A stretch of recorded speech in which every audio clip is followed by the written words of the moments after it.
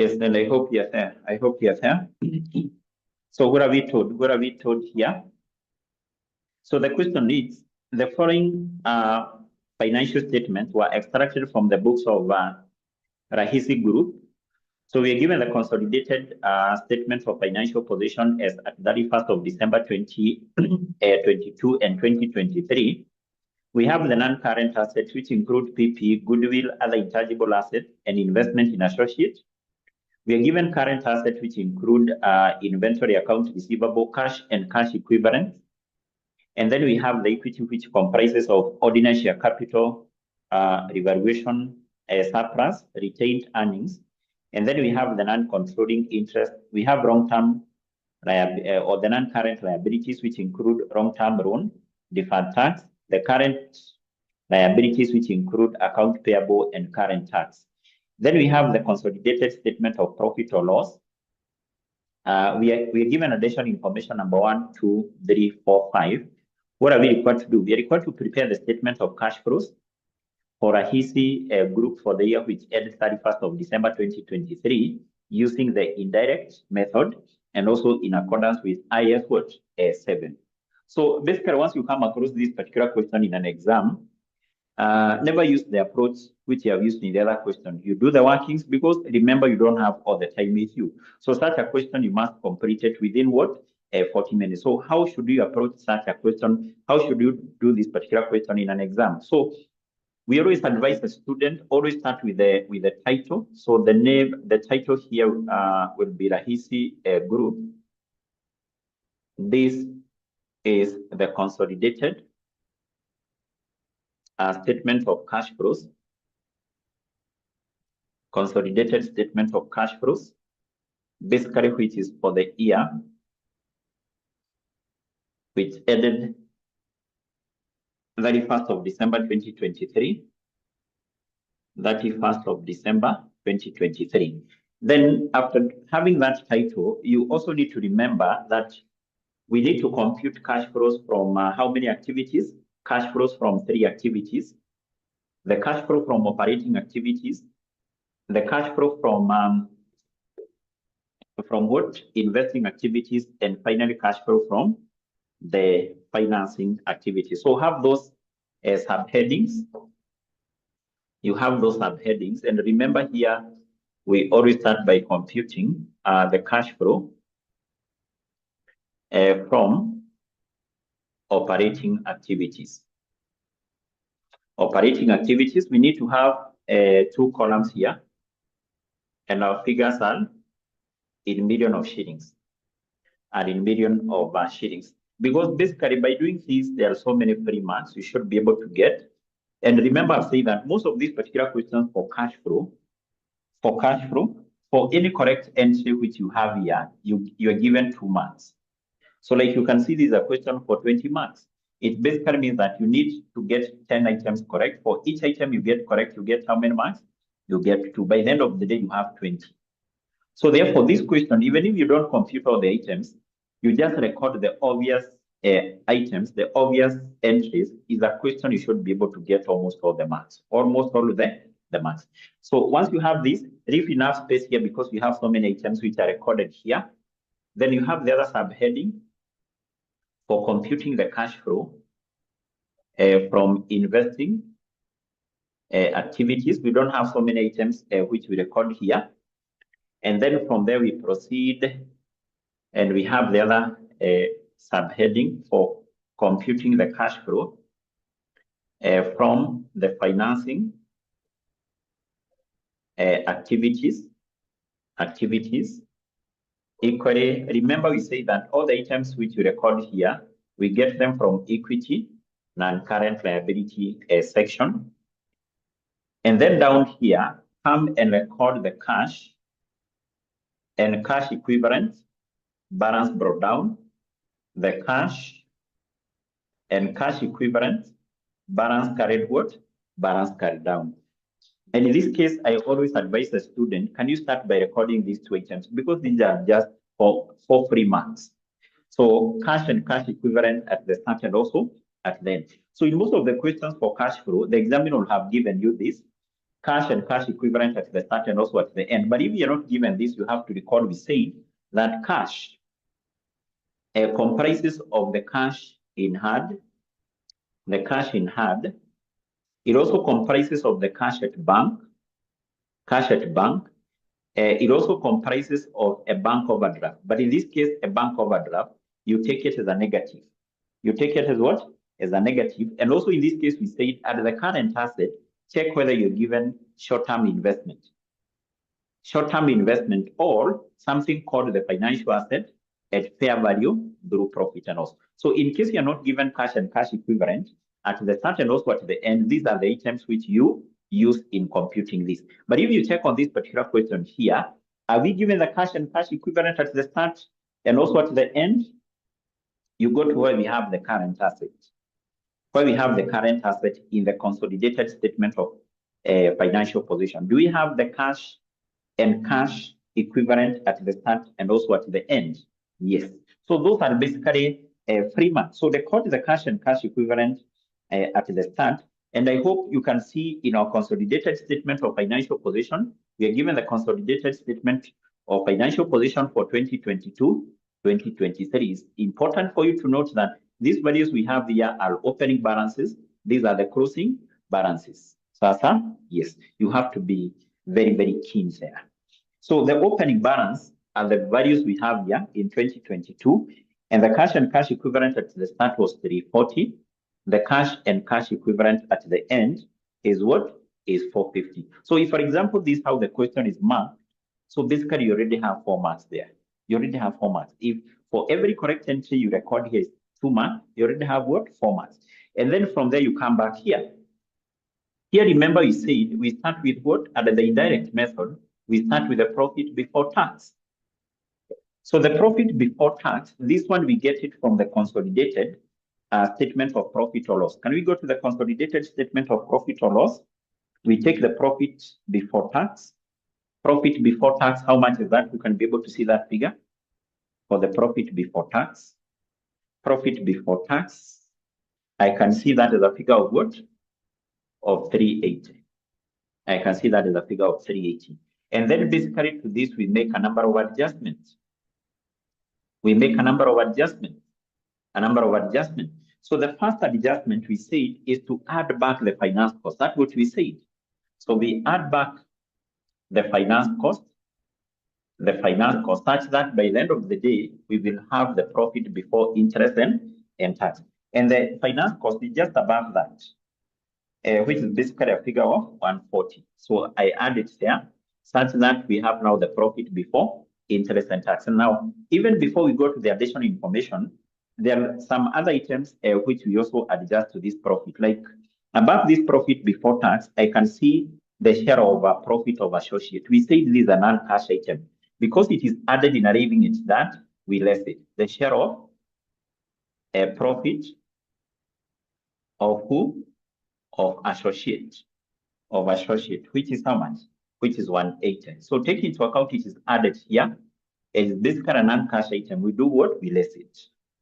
And then in this case, above that we have finance cost, we have operating profit, administrative distribution. Those are operating expenses. Yes. So we said maybe the other item which you may check, like the other question which we did yesterday, we were given the gain on disposal of the subsidiary, which we said, in case you have that, let's start from here. Yes. So those are obvious entries. Those are obvious items which you can be able to record here without any working. Without any what? Working. Then from there, we go to the additional information. We basically record what we can be able to record directly here without a lot of work, a lot of working. So let's go to note number 1.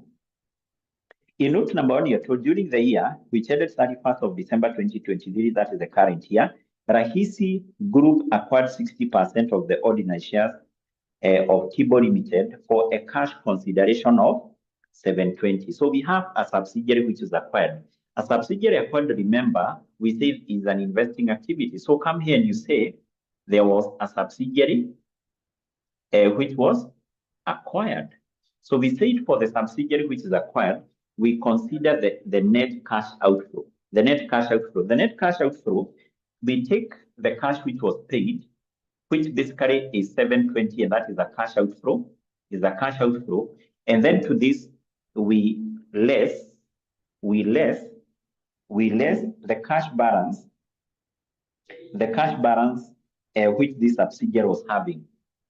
So how much is the cash balance? This subsidiary which was acquired, in note number 1, paragraph 2, we are told the fair value of the identifiable net asset of 𝐻𝐻𝐒, the subsidiary acquired, were as follows. So that subsidiary which was acquired had PP, inventory, receivable, cash, payable, current tax. So this subsidiary which was acquired was having a cash of 80. So basically the parent company paid 720 and it acquired a subsidiary which had a cash balance of 80. So what is the net cash outflow? The net cash outflow should be the difference here. The net cash outflow will be negative 640. That's basically what we record there. So from there, let's move to the other point, and we are told 𝐅𝐻𝐶 group measures non-controlling interest at the fair value at the date of acquisition. NCA is measured at fair value.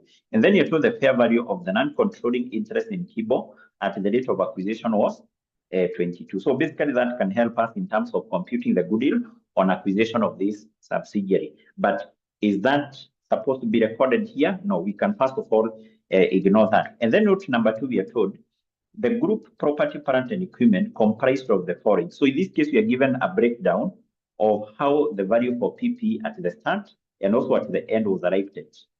So this is like the working we did yesterday, basically to compute the PP which were acquired. So, and I hope you can see we have the value of 34. That is the value for PP at the start. And down here we have the carrying amount at the end, 4570. So if you go to the consolidated statement of financial position, you should be able to see those values. The PP at the start, 34, the PP at the end, 4570. Are those the values we have in the consolidated statement of financial position? Yes, 34 and 4570. So what do we capture in our cash flow? So what we capture here, one, are the additions. The additions at cost, including asset of PP which were acquired. So what we are going to consider here are the PP which were acquired. The PP which were acquired in cash. The PP which were acquired in cash, we will take the additions. I hope you can see the additions, but you're told those additions automatically are PP which were acquired. They include the PP of the subsidiary acquired. The subsidiary acquired, remember, not one.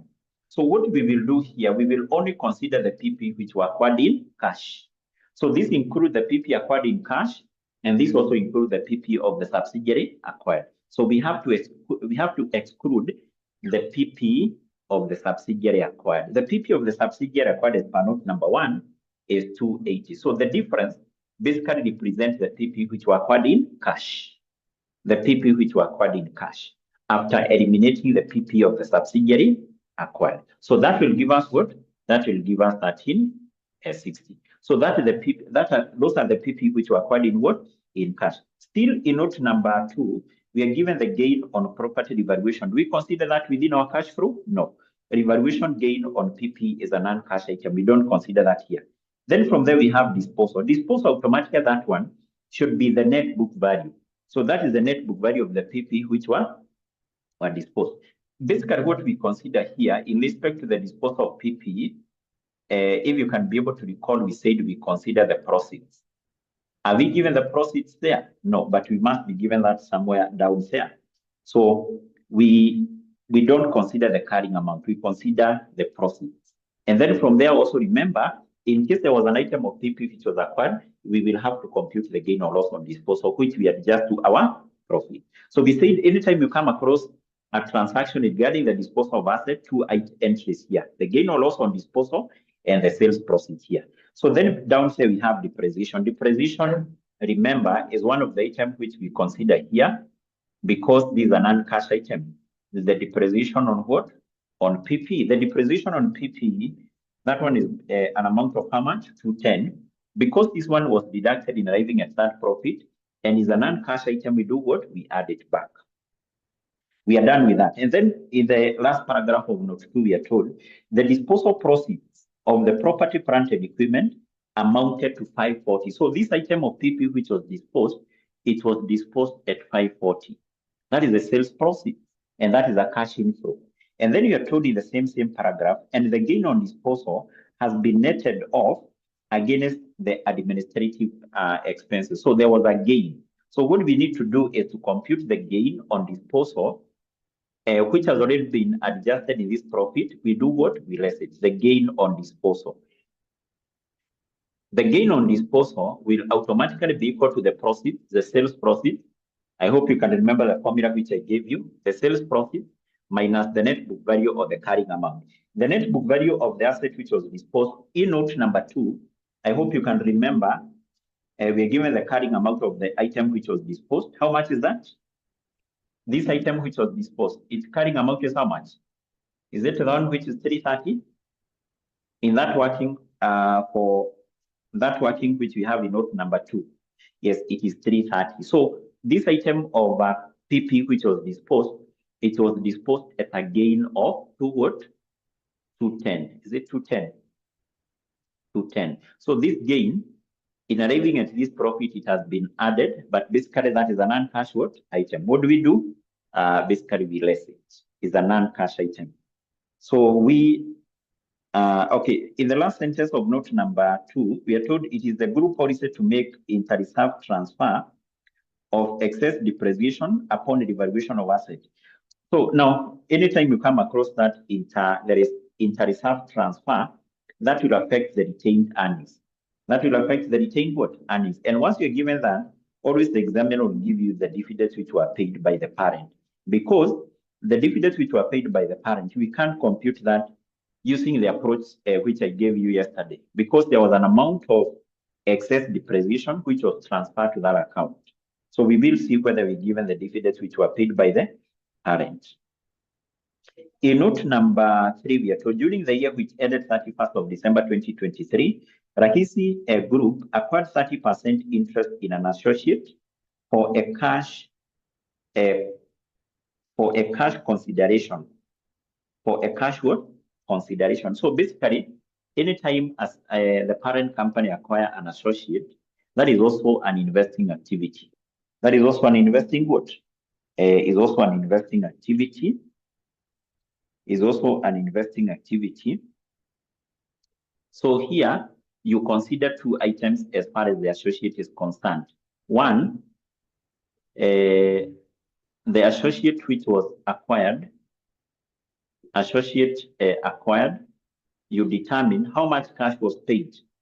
But I hope you can see in that case we are not given the consideration. We will compute that. Then also in respect to this associate, we said we compute the dividends which were received from the associate. So let's see what we are told. We are told the associate reported a profit of 600 and paid dividends of 200 out of that profit. So the associate which was acquired paid dividends of how much? 200. So in this case, what we are interested with are the dividends which the parent company received from that associate. The associate paid dividends of 200. How much dividends were received by the parent company here? Take into account the parent company acquired 30% shareholding. So the parent company acquired an associate. This associate paid dividends of 200 million. So remember the parent company acquired 30% shareholding here. So out of this, the dividends which were paid to the parent were 30%. 30% of these 200. So that will give us what? That will give us 60. So 30% of this. These dividends were paid to the parent, which will be a cash inflow, which is a cash inflow. That is basically what we consider here. What we consider there. Now, before we move to point number 4, I think also we can compute this. Can we compute this amount which was paid in acquiring that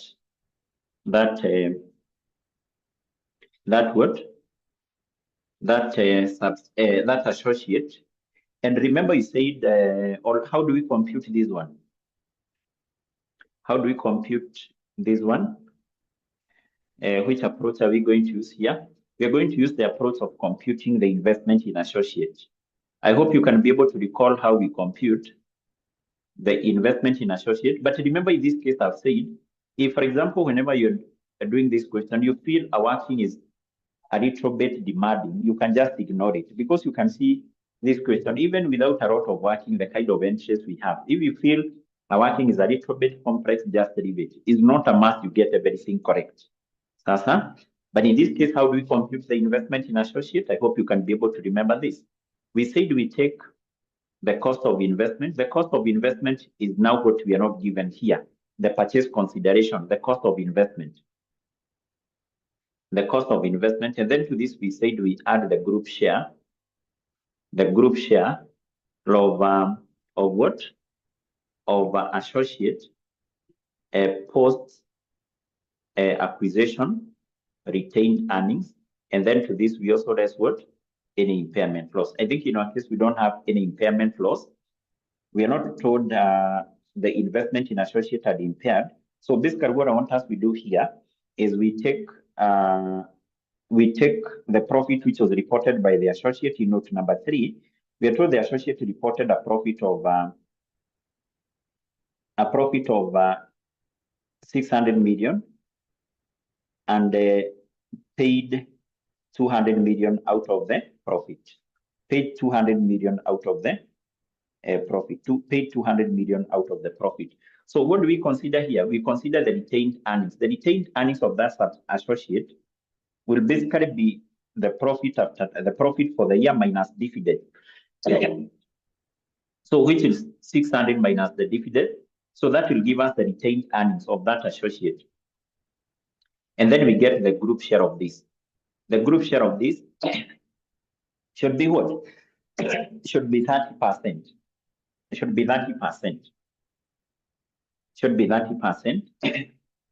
So this one will give us 120.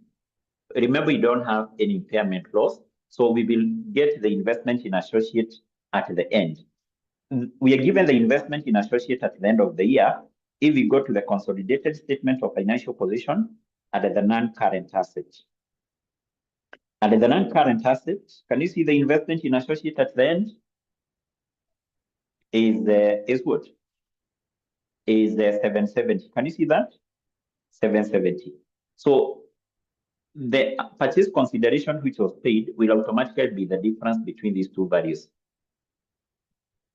The difference between those values. Is it coming to 550? How many? 650? 650. Yes, 650. But in this case, remember I've said, if you feel our working is a little bit complex, unayat. Sasa, si lazima ucompute kila kitu. It's not a must, you have to compute everything. So let's move now to the other point. And you're told number 4, an impairment review carried out at the end of the year revealed that the goodwill and other intangible assets were impaired. So basically what that means is that here we will have the impairment loss on goodwill, and also we are going to have amortization for what? For intangible assets. For intangible what? Asset. I think we can start with this one. Because for goodwill, we have to compute the goodwill for the subsidiary which was acquired. So intangible assets. Intangible assets, we have this as one of the non-current assets. And the non-current assets, can you go to where we have non-current assets? I hope you can see PP, have dealt with that. We have goodwill. We will come back to that.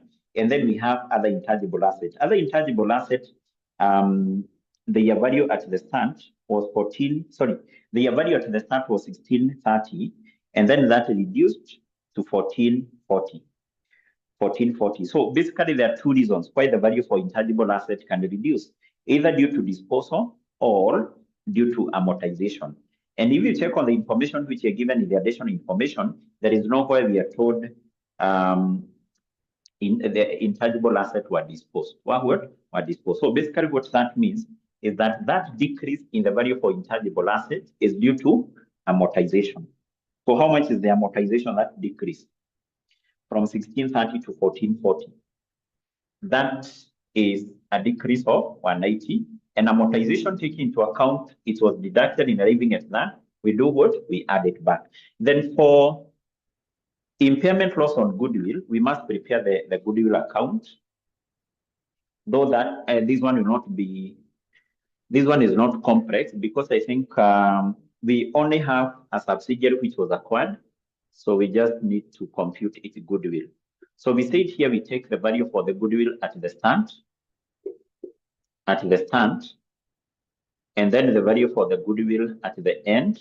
In case there was a subsidiary which was disposed, you less its goodwill. In our case, no subsidiary which was disposed, but we have a subsidiary which was acquired. We compute its goodwill, and basically we include it here. So to compute this goodwill is quite simple. We know there was a subsidiary which was acquired as per note number 1. And as per the information which we have in the last paragraph of note 1, we are going to compute the goodwill of that subsidiary using the full goodwill method because you're given the NCI at fair value. We will compute that goodwill using the full goodwill method. So how do we compute the goodwill using the full goodwill method? Just like what we did in the other question, we will take the purchase consideration which was paid by the parent. That is in note number 1, the first paragraph. 𝐅𝐎𝐂𝐔𝐒 Group acquired 60% of the ordinary share capital of 𝐒𝐲, paying 720. So to this we add the NCI at fair value, which is within the last paragraph of note 1. The NCI at fair value was 220. So that is the purchase consideration paid by the parent, purchase consideration paid by NCI, and then we less 100% of the net asset of that subsidiary. So that subsidiary net asset was 480. Or forward 480. That will give us the goodwill of the subsidiary which was acquired. So this 940 minus 480. This will give us what? Is it 460? Yes, 460. So that is the goodwill of the subsidiary acquired. So then the balancing figure which will be on this side, automatically that will be the impairment loss. That is basically what we want to compute. So can we record the value for goodwill at the start and also at the end? So from the statement of financial position at the non-current assets, goodwill at the start was 650. At the end, it was 1010. 1010. So I think we need to compute now the impairment loss. The impairment loss. So that will give us 10 what? That will give us 1110. 1110 minus 1010. That will give us what? That will give us 100. So that is basically the goodwill. The impairment loss on goodwill. Impairment loss on goodwill is 100. So take into account this, in arriving at this, it was deducted. We do what? We add it back. I think we are done with that. And then note number 5, we are told ignore deferred tax on acquisition. Yes, I think with that now, we can come down here and basically we consider the changes in working capital. Remember, you say these are also free marks. These are also free marks. So the changes in working capital here, we consider 3 items: the receivables, inventory, and payables. Receivables, inventory, and payables. And in this case, we say for us to be able to determine whether we have inflow or outflow, we just need to apply this formula: opening balance minus closing, opening balance minus closing for these 2 items of current asset. For payable, which is an item of current liability, we apply that formula: closing minus opening. But we said in this particular question for group accounts, we must first of all compute the opening balances. How do we compute the opening balances? We take the opening balances which are given in the statement of financial position. We add the receivable, inventory, payable for subsidiary acquired, and then we less the receivable, inventory, payable for subsidiary acquired. Whatever you get is the opening balances, is regarded to be the opening balances. Compare that with the closing balances. But in this question, we only have a subsidiary which was acquired, which basically make it more simple. So we will have those 3 items: receivable, inventory, and what? Payable. We will start by having the opening balances, and basically we will add the receivable, inventory, payable for subsidiary acquired. We will get the opening balances. So let's first of all record the opening balances from the statement of financial position at the current asset. At the current asset, we're given inventory at the start, which was 1830. Receivable is 1750. What about payable at the current liabilities? Payable to the current liabilities was 21.70. Then to this we add a receivable inventory for subsidiary acquired in note number 1. That subsidiary had inventory of 160, a receivable of 110, and payables of what? Of 120. So we add this. We add this. So this will give us 1860. This will give us 1990. And this will give us 2290. 2290. I hope those are the figures you're getting. And remember, these figures now, they are regarded to be the opening balances. They are regarded to be the opening balances. We compare that with the closing balances. We compare that with the closing what? Balances. The closing balances, this one, we have them in the statement of financial position. So we start with what we have under the current assets. Under the current asset, we have inventory, which is 1490. Receivables is 1220. What about payables at the end? Payables at the end is 1420. I hope I've recorded the correct values. Inventory, yes. So basically what we need to do is we compare this. Remember, this is the opening, this is what? Closing. You just need to apply those formula. This. You just need to apply this. So for receivables, I'll take opening minus closing. Opening 1860 minus what? 12. 1860 minus 1220. So I'm getting a positive figure, which is 640. You record it as a positive. And then the other one, I'm told, is 500. So this minus that, which will give us 500, which is positive. And then for this one, we take the closing minus opening. Closing minus opening. 1420 minus 2290. So which basically will give us what? 870, which is a negative. So those are basically 3 marks. Anytime you come across a question for cash flow, always these are 3 marks. Remember, I've said if, for example, this question is marked like this, any correct item you are given 2 marks. It basically means that in that question, you just need to get 10 correct items. 10 correct items. So it basically means that if that question we decided to leave it at that point, we already have all the marks. If we decide to leave it at that point, we already have all the marks. All good, the marks. So therefore, that's why I'm insisting that you should be able to know where to get 3 marks, where to get 3 marks, where to get 3 marks. That is very, very important. Very, very important. Maybe just to confirm how this, but if you check like that question which we did, that's how it was marked. For every correct item, the marks allocated there were 2. And maybe you can see this, how this one was being marked. How it was marked, because it's always good for you to know how do the examiners mark these papers. So like, let me see, let me just confirm.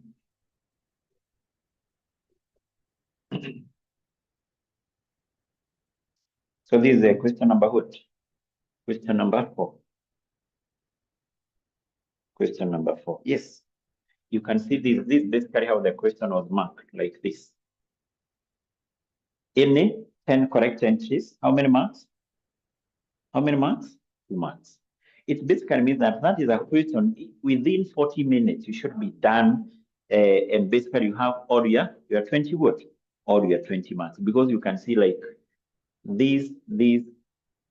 all these. Most of the items here basically are 3 what? Are 3 marks. Yes, but basically let's record the other obvious items.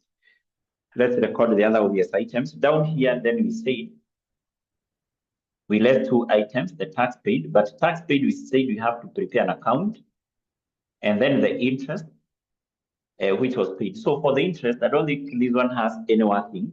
So for the interest of the finance cost paid, we said we just consider 2 items. We go to where we have current liabilities.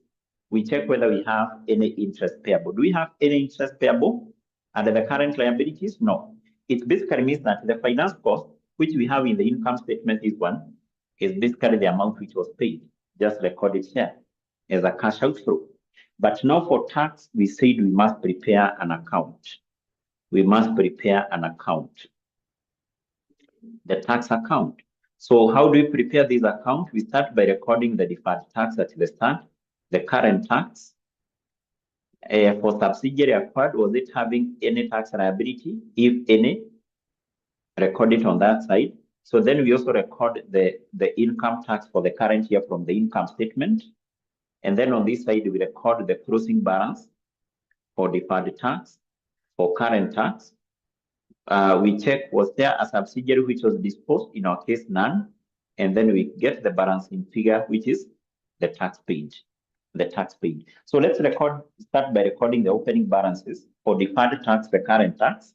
And we get this from where we have current liabilities. So from where we have non-current liabilities, we have the deferred tax at the start, which is 820. The deferred tax at the end is 600.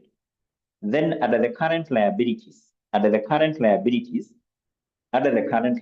let's go to where we have current liabilities. Under the current liabilities, we have what? We have current tax. The current tax at the start, 780.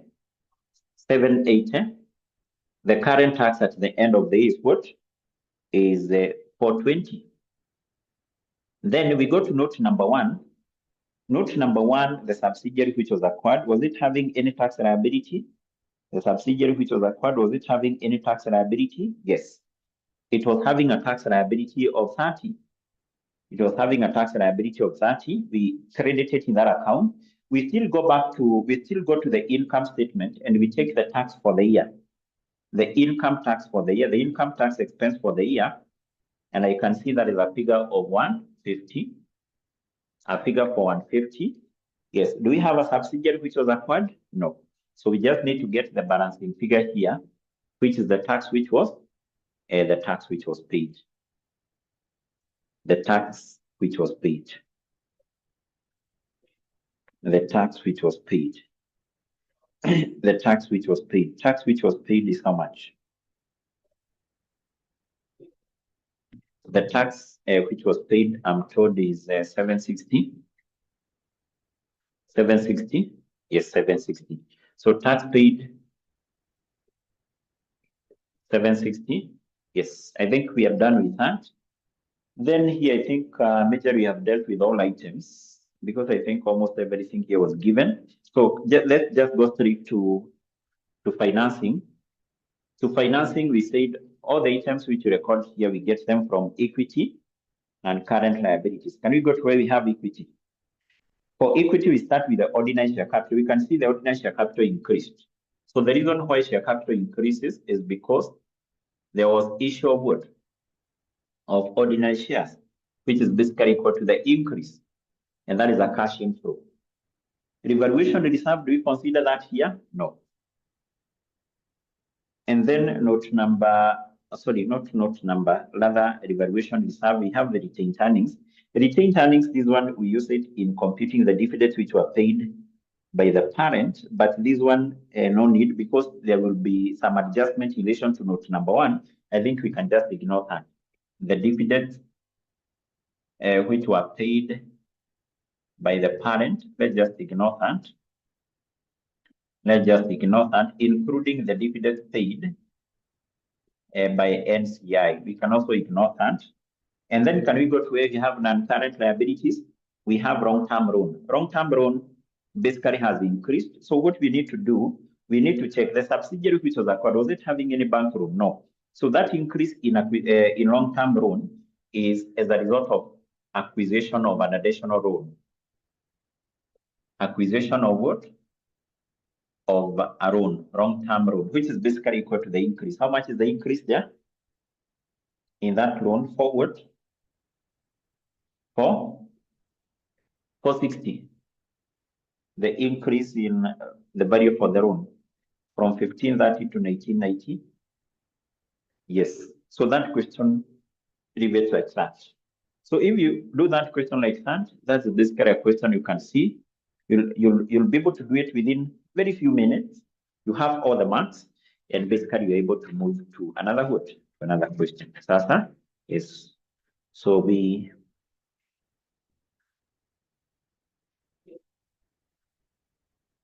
I want us to look on a different question. Let's look on another question here. We also do it using the same approach. April 2022, let's go to that question. April 2022, the increase in bank loan was due to acquisition. How should we treat it? Okay, so basically what you do, in case, for example, the subsidiary which was acquired, like the subsidiary which was acquired, maybe had a bank loan, or basically had a long-term loan, of maybe something like 200 million. It basically means that this increase in bank loan of 600, so this is caused by the bank loan of the subsidiary which was acquired. So the subsidiary acquired, and then the difference to 60, this is the bank loan now which was acquired in cash. And what do you consider here now in your cash flow? What do you consider here is the bank loan which was acquired in cash. I hope you can be able to recall what we did in relation to the PP. Can you remember the PP which was acquired here? So we had a similar information. The increase in PP was 1640, but out of this, the PP of the subsidiary acquired was 280. So we only consider the PP acquired in cash. The same case with the bank loan. So if the bank loan increased with 460, the subsidiary acquired had a bank loan of 200. The bank loan now acquired in cash was, so the bank loan acquired in cash was 260. That is basically what we consider here. Sasa, yes, that's what we consider in our cash flow. That's what we consider in our cash flow. I want us to look on another question. We will also be able, we will do it using this approach, and I hope you can see. You can see even here in class, we are doing that question within a very short period of time. We are done, and basically through that, you'll be able to create time to be able to handle the other questions. Because remember what we said is that for you to pass this paper, you must have, you must be able to know how to handle these questions. You may be very good, but doing this particular question in an exam, you need to have a strategy. You need to have a strategy how to handle those questions. I hope you are there in that question for April 2024. April 2024. Which is basically question 5. Question 5. But the beauty thing nowadays, they are not bringing complicated questions. The questions which are being tested nowadays, they are very, very simple. If you check on some questions which were tested some time back, you'll be able to see that they are very complex. But if you check on the questions tested nowadays, including the question for group accounts, they are very, very simple. They are very, very simple, very, very simple. Okay, so what are we told here? We are told the following draft financial statements related to Bustani Group. So we are given the consolidated statement of financial position. Under the non-current asset, we have PP, goodwill, interest in joint venture. So interest in joint venture is computed in the same way, just like the investment in associate. We have the total non-current asset. We have current assets which include inventory, trade receivable, cash and cash equivalent. Those are like now 4 marks. Even without going to prepare the cash flow, you should see some 3 marks there. Cash and cash equivalent at the start and also at the end. At the equity, we have ordinary share capital, share premium, revaluation, exchange loss, exchange reserve. I hope you can be able to recall when we were looking on the foreign subsidiary, I said once the parent company has acquired a foreign subsidiary, in cost of translating goodwill, profit for the year, and the net asset at the start, there is something called the exchange difference. That exchange difference, which is attributable to the parent, we said it is recognized as one of the components of equity. Automatically, once you see that, it means that the parent company here had acquired a foreign subsidiary. Had acquired a foreign what? Subsidiary. So we have that. And then we have the retained earnings equity attributable to the owners of the group and controlling interest. And then we have the non-current liabilities, which include long-term loan, deferred tax. And then under the current liabilities, we have trade payables, current tax, and then the total. We have the additional information. We have the, okay, before we go to that, we are given the consolidated statement of profit or loss and other comprehensive income. And I hope you can also be able to see below and down there where we have the profit for the year, we have other comprehensive income. And basically, we are given the gain on revaluation. And then we also given loss on retranslation of the foreign subsidiary. I hope you can be able to remember, you say that any exchange gain or loss arising from translation of goodwill, arising from what? From translation of net asset at the start and the profit for the year, that one we said is recognized as part of OCI. So I hope you can be able to remember that. We are given additional information, number 1, all the way to note number 6. What are we required to do? We are required to prepare the consolidated statement of cash flows of Bustani Group, basically using the indirect method. So let's do that. So the name of this group is Bustani Group. And basically this what? This is the consolidated statement of what? Of cash flows,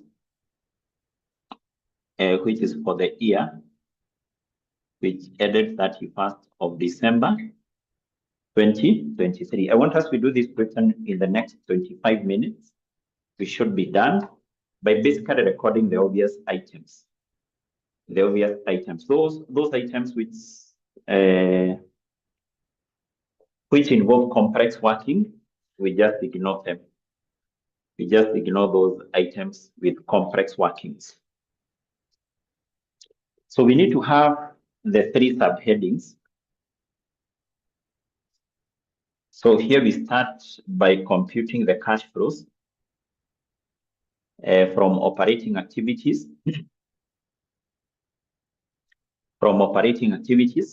So our figures are given in million of shillings. We need to have 2 columns. 2 columns like that.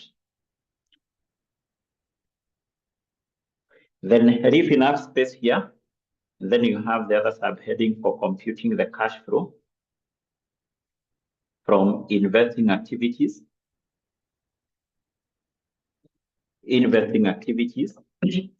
And basically, the other subheading, the last one, for getting cash flows from financing activities. And finally, down here, we have what? We have the cash and cash equivalent balance brought down, and basically the cash and cash equivalent balance carried what? Balance carried down. And basically in this case, we have said always start by recording these 2 items, the cash and cash equivalent at the start and also at the end, because those are basically free marks. So if you have that with you, that's skeleton. So we can basically proceed and record the obvious items.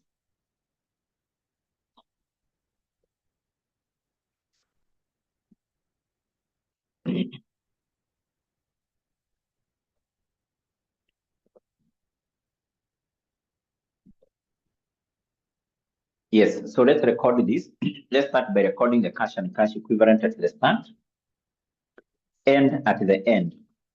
So because I can see we are given that below or where we have the current assets in our consolidated statement of financial position. So the cash and cash equivalent at the start.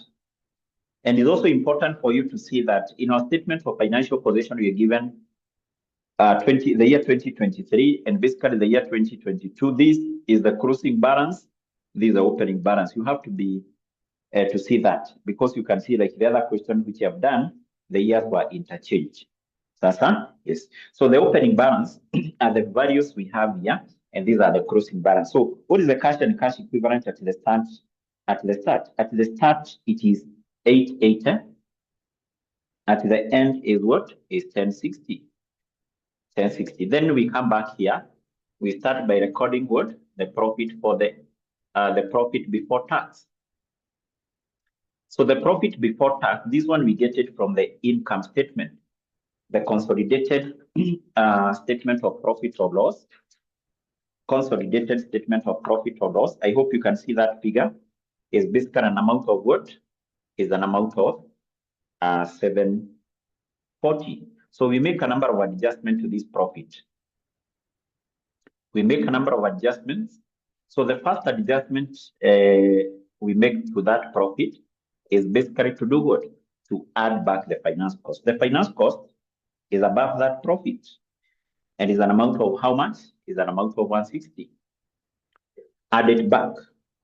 So before we go to the additional information, we also have the share of profit, of joint venture. That is basically a non-cash item.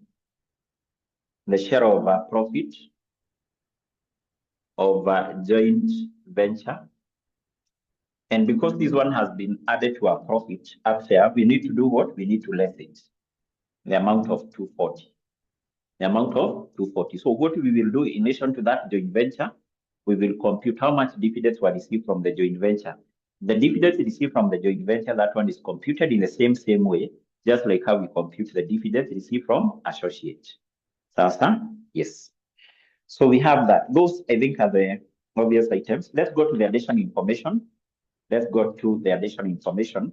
In the additional information, number one, we are told, during the year which ended 31st of December 2023, Bustani Limited acquired 75% of 100 million ordinary shares for shillings 10 per value of 𝐿𝐻𝐂 Limited, 𝐅𝐎𝐂𝐔𝐒 subsidiary, 𝐅𝐎𝐂𝐒 what?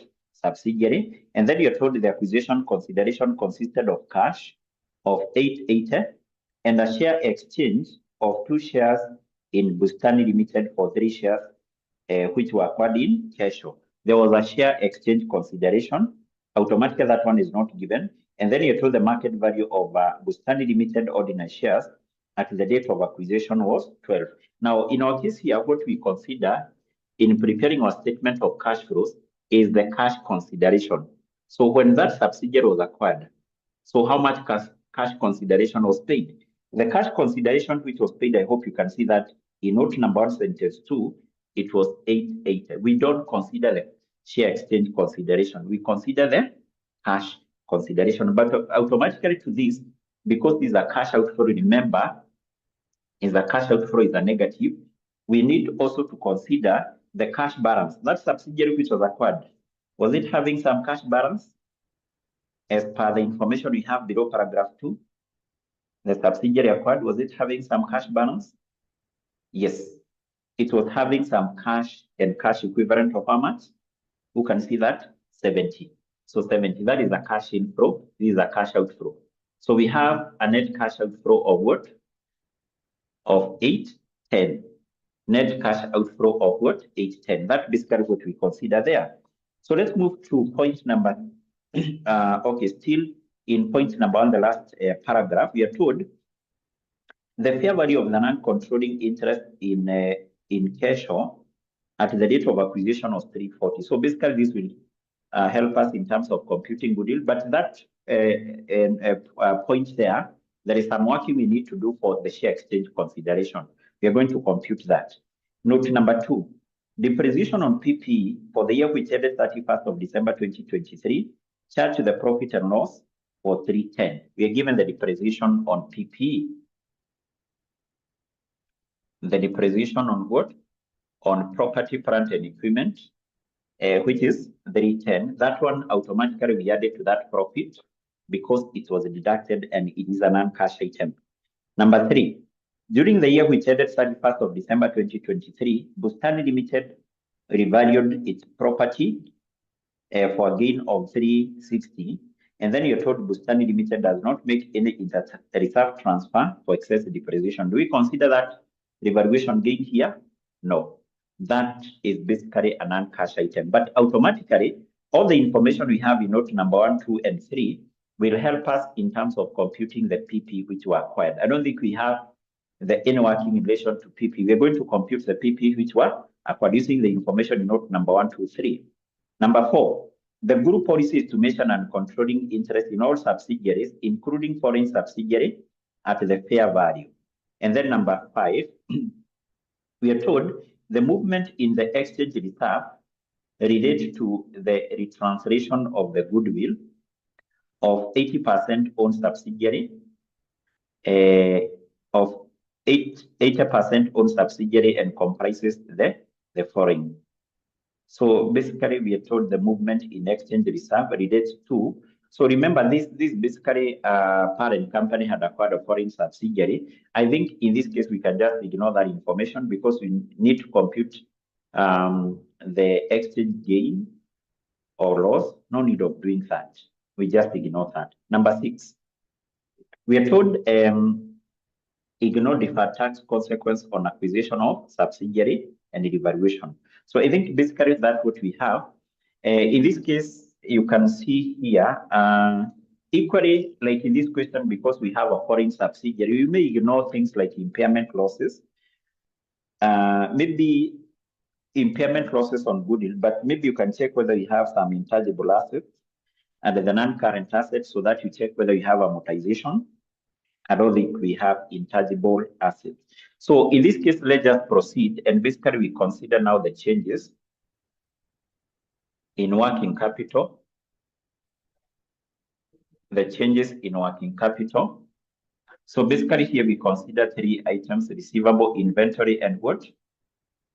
Payable. Receivable, inventory, and what? Payable. So we take the opening minus closing, and then closing minus opening, minus opening. So let's just do a small summary for that, or a small working for that. So we will start with the opening balances here. The opening what? Balances, the opening balances.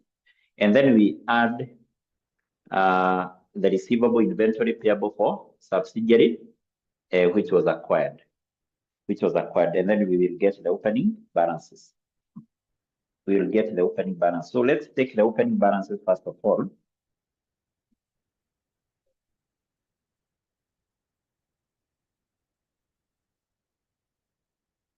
Yes. So the opening balances, we have them in a statement of financial position. So the opening balances in 2022 for inventory is 1290. And then receivables is what? Is 1250. Then what about payables? Down there where we have the current liabilities, it is basically 1690. And then to this we will add the receivable inventory for the subsidiary which was acquired, which basically is in note number 1. The subsidiary acquired, which is the 𝐿𝐎𝐄, basically had the inventory of 350, of receivable of 320, and payable of 210. And then in note number 5, what are we told? The movement in exchange reserve or losses related to the translation of net asset and goodwill of an 80% owned subsidiary and comprises the following elements. Comprises of the following elements. Was this subsidiary acquired during the current year? This subsidiary, was it acquired during the current year?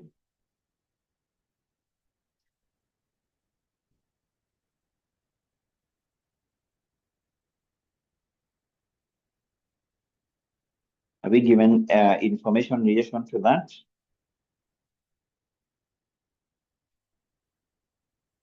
Are we given any information in relation to that?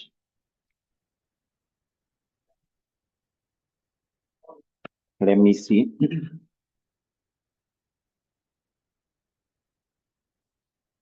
That foreign subsidiary. Because you're told the movement in exchange reserve stroke losses related to the translation of net asset and goodwill of an 80% owned subsidiary subsidiary and comprises the following items: the movement in exchange related to the translation of net asset and goodwill of 80%. 80%. Automatically, if it was acquired during the current year, we must be told. So I think this only affects the revaluation. This affects the exchange reserve. So let's just ignore that, because if it was acquired during the current year, we must be told such that we should be in a position to compute the goodwill. Sasa, the goodwill in relation to acquisition of that word, a subsidiary. So let's first of all get the totals here, which basically will be considered as the opening. So this will give us what? This will give us 1570. This will give us 1640. This will give us 1900. Yes, 1900. And then we compare that with the closing balances. The closing balances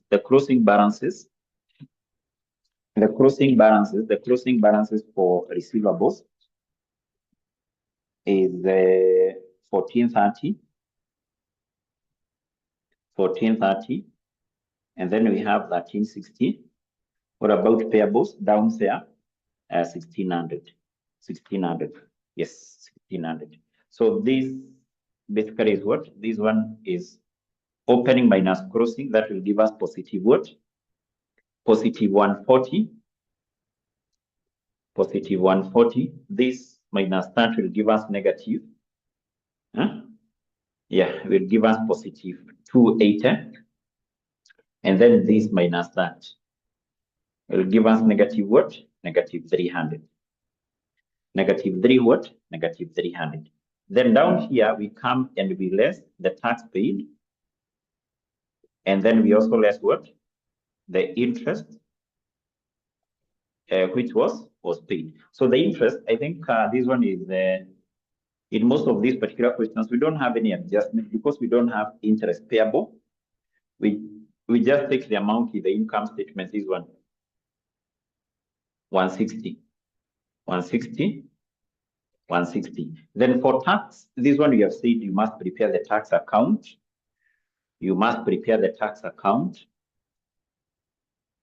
The tax account. If you check the preparation for this, it's just the same in almost all questions. Deferred tax, current tax at the start. At the end, deferred tax, current tax, the tax for subsidiary acquired, the tax which we have from the income statement to be credited here. And then do we have a subsidiary which was disposed? No. And then we get the tax paid. So let's record the opening balances. The opening balances, we will start with the deferred tax, which basically is at the non-current liabilities. At the non-current liabilities, the deferred tax at the start was 1020. And then at the end is 990.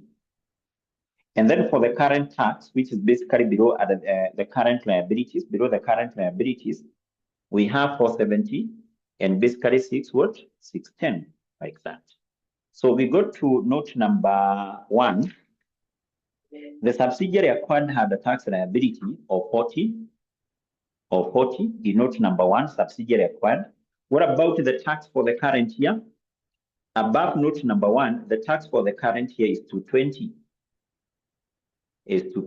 So we get this one, the tax paid. We get the tax paid. The tax paid. The tax paid.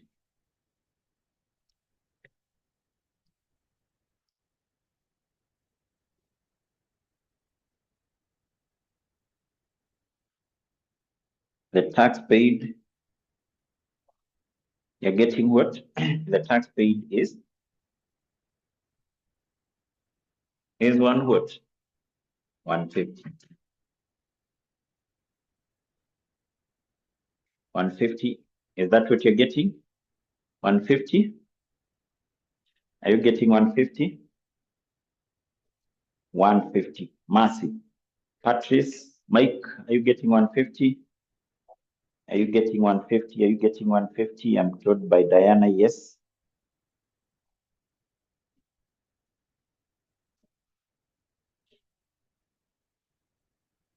Are you getting 150? Are you getting 150? Are you getting 150? Yes. So basically we are done. And I hope you can see this first part is very, very important because you can see there are so many marks here. So many marks here. So assuming, for example, these items are correct. So how many entries do we have? 1, 2, 3, 4, 5, 6, 7, 8, 9. So assuming all this is correct and you're given 2 marks, it basically means that the first part here will just give you 18 marks.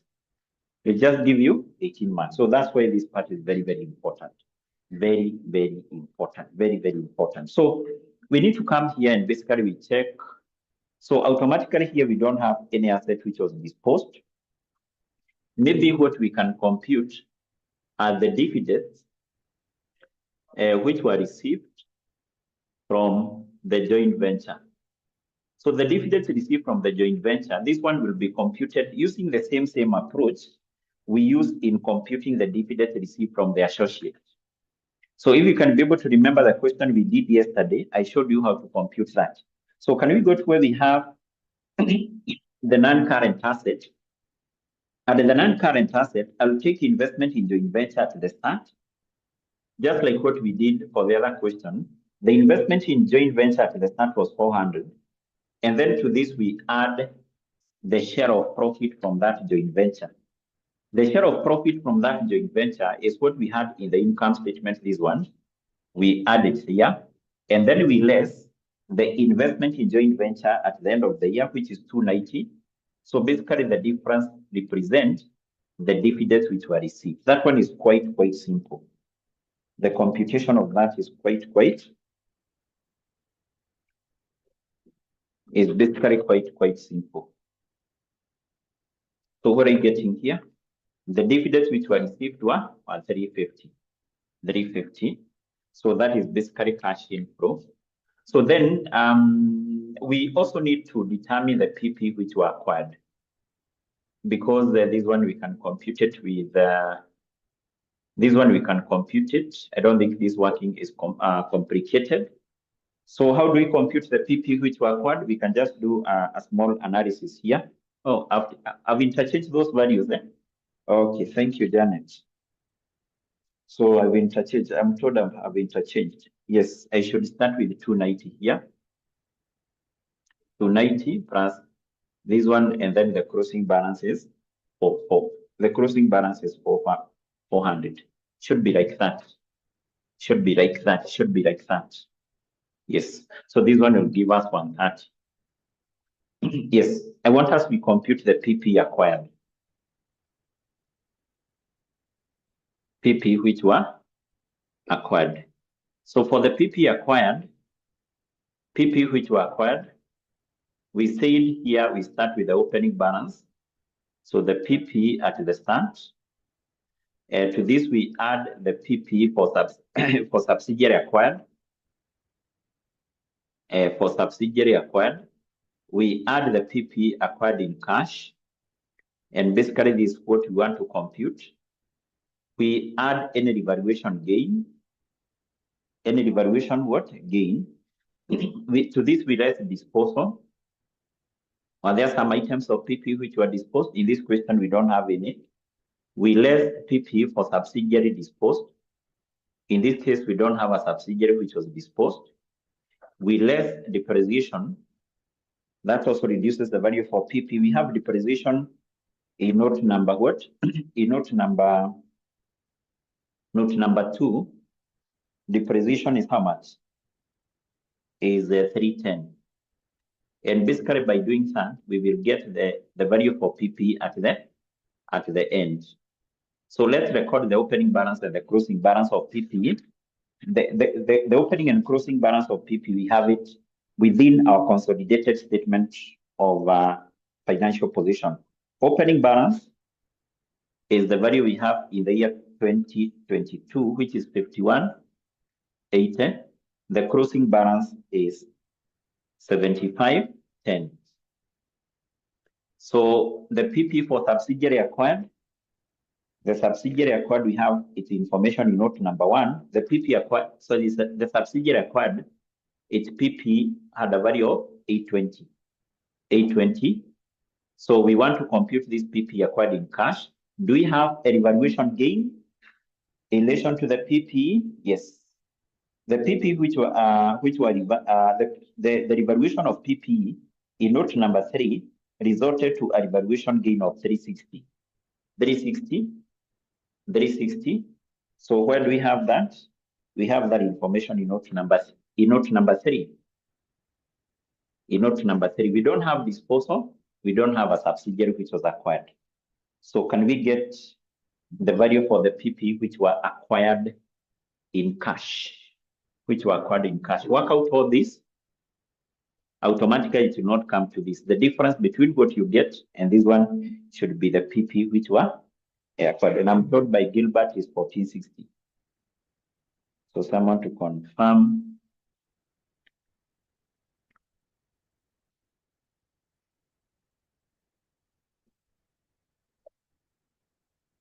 Yes, so this one is coming to 6050, which is not the same with this, minus 7510.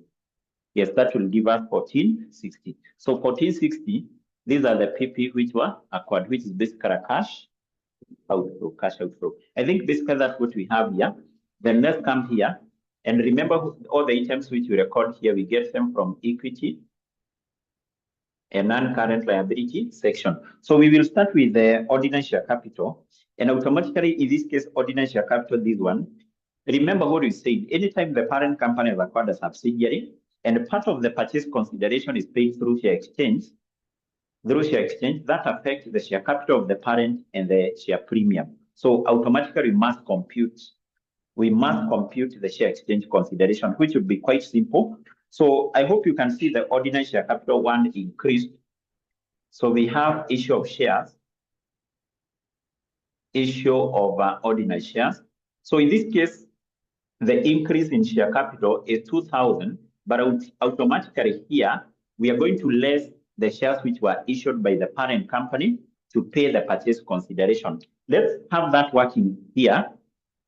Basically, that one would be quite simple, because let's go back to note number 1.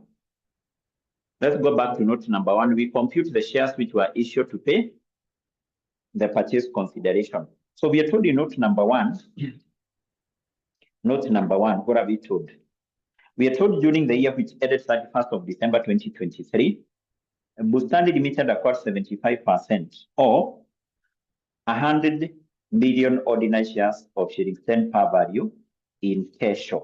So the parent company, which is Bustani Limited, acquired 75% of 100 million shares of the subsidiary, which is called what?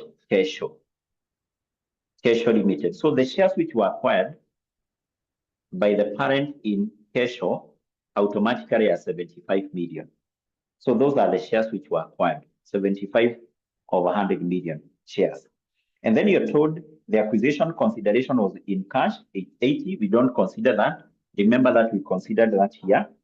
And a share exchange of 2 shares in Bustani for every 3 shares which were acquired. So basically, remember, you say to compute the shares issued by this company, or in our case, what we're interested with is to compute the shares issued by the parent. So we are told Bustani was to issue 2 shares for a share exchange of 2 shares. You can simplify this. You say the parent company was to issue 2 shares for every or out of 3 shares which were acquired in 𝐿𝐻. The parent company was to issue 2 shares out of 3 shares which were acquired. So in our case, we know the shares which were acquired. The shares which were acquired were 75. So we want to compute how many shares were issued by this company. So these are the shares issued by who? Issued by parent. Issued by parent company. Is that coming to 50 million? Is that coming to 50 million? The parent company was to issue 2 shares out of 3 shares which were acquired. And then you multiply that with the shares which were acquired. Now, we are saying these shares which were issued by the parents, the increase, are the shares which were issued in cash plus the shares issued to pay the purchase consideration. The shares issued to pay the purchase consideration were 50. And basically, we know that the amount which was included here was computed based on the par value per share. The par value per share is per note number 1 is what? Is 10 shillings. Is it 10 shillings? The par value. So remember here we don't use the par value. Actually, we can also get that from the balance sheet. The par value is 10. So meaning the shares which were issued for cash had a value of 1,500. Had a value of what? 1,500. That's basically what we include here. The shares which were issued for cash. We do the same for the share premium. But it's also important for you to note, in that particular point, we are told when these shares were issued by the parent company, they were issued at a fair value of 12. So mean that the share exchange consideration would be equal to this times this, which should give us 600 million. So the amount now added to the share capital is 500. Is 500. So because the amount added to the share capital should be equal to the shares issued times the par value, which is 10. The amount added to the share capital is 500. The amount which is above this, which is basically 100, this one was a share premium. This one was a share what? A premium. So let's go back to the equity section. Let's go back to the equity section. So under the equity section below the share capital, we have the share premium. So the share premium in this case increased with how much? Increase in the share premium. The share premium increased from 200 to 400, an increase of 200. So out of this increase is as a result of these shares which were issued to pay the purchase consideration, which had a value of 100. Was there any cash received out of this? No. So what we consider here are basically the shares which were issued for cash. And basically that is the share premium received in cash. Revaluation reserve, we don't consider that here. Exchange reserve, we don't consider that here. And then the retained earnings. The retained earnings, we said we use this to compute the dividends, which were paid by who?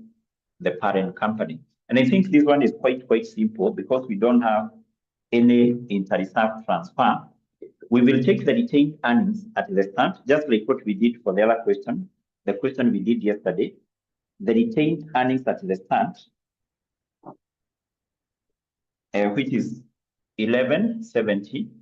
I hope you can remember the formula which I gave you, 1170. And then to this, we said we had what? The profit for the year attributable to the parent. Profit for the year attributable to the parent company or attributable to the group. This one, we have it in the consolidated statement of profit or loss. Profit for the year attributable to the owners of the group. To the owners of the group, I can see that is a figure of 440. I hope you can see that. Profit for the year attributable to the owners of the group, 440. And then to this, we left the retained earnings at the end. The retained earnings at the end of the year is 1240. So basically that will give us the dividends which were paid by the parent. The dividends which were paid by the parent, I'm told by Diana here, is 370. 370. Yes, so below that we have NCI. NCI is for use, we use that in computing the dividends paid by NCI. I think we can just ignore that. And then finally we go to where we have long-term, non-current liabilities. At the non-current liabilities, we have one item, long-term loan. So the long-term loan, we need to see whether we have an increase or a decrease. And automatically, in our case, we have an increase from 1590 to what? To 2070. An increase of what? For 80. So basically that is a loan which was acquired. A long-term loan which was acquired. But in this case, remember you have said, in case the subsidiary which was acquired was having a bank loan, you need to eliminate that here. And I don't think that, yes, the subsidiary was not having any liability, any loan, that is, any loan. And I think we are done. I think we are done. So that question, basically, if you do it like that, this is a question you'll have completed. You can be able to complete within 40 minutes, and basically will be having all the marks. So how many entries do we have here? 1, 2, 3, 4, 5, 6, 7, 8, 9, 10, 11, 12, 13, 14, 15, 16, 17, 18.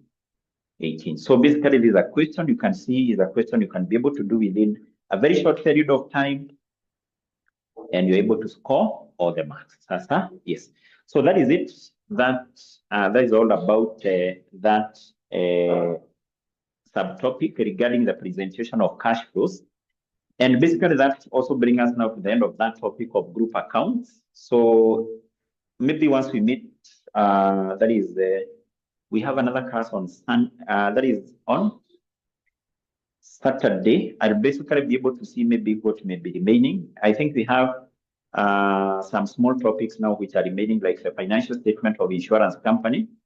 Maybe that's what we will be covering on Saturday, such that maybe next week we should start our revision officially. Although, like the theory topics we have not been able to discuss on that, maybe we are going to do that as part of our revision. Yes. So we stop at that point for today. We continue from there on Sunday, that is on Saturday, as we look on how we prepare the financial statement of insurance companies. Sawa. Yes. So let's continue from there on Saturday. Have a good night.